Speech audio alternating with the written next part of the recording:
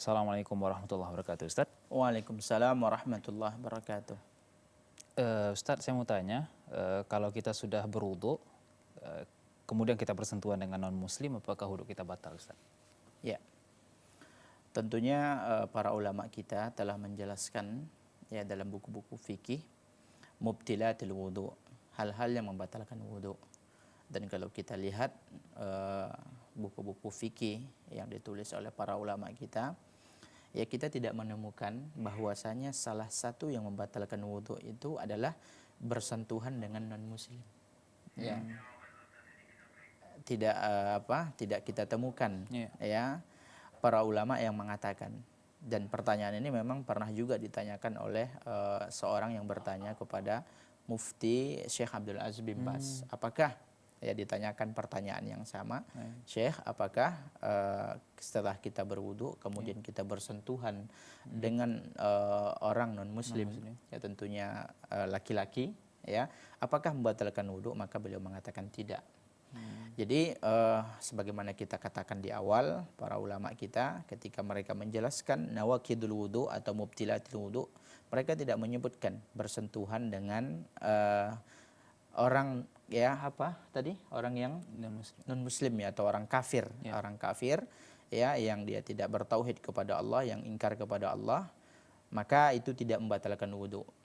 Mungkin ada sebagian orang yang menyangka ya dari hal ini membatalkan wudu berdasarkan ayat, ya, karena ada ayat dalam Al-Quran, Allah Subhanahu wa Ta'ala berfirman, innamal musyrikuna najisun fala yaqrabul masjidal haram.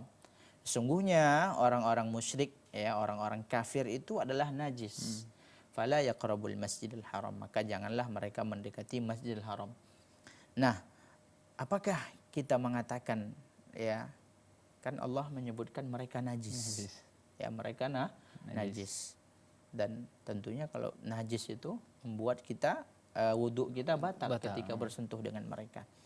Maka ayat ini perlu kita pahami dengan baik, bahwasanya maksud maksud daripada najis di sini bukan najis hissinya, bukan najis badannya ataupun yang bisa diraba dari dia, bukan, ya. Akan tetapi ya, pendapat yang rajih dalam makna najis dari ayat ini adalah najasatun ma'nawiyah. Yang najis itu adalah maknawi atau kelakuan dan kesyirikan yang mereka lakukan. Ya. Jadi najis itu, ya, innamal musyrikuna najisun itu, walaupun memang ada juga ulama yang mengatakan bahwasanya maksud najis di sini adalah najasah hissiyah. Yang najis itu memang tubuh mereka, tapi ini pendapat marjuh, ya. Yang rajih itu adalah najasatus syirki, ya.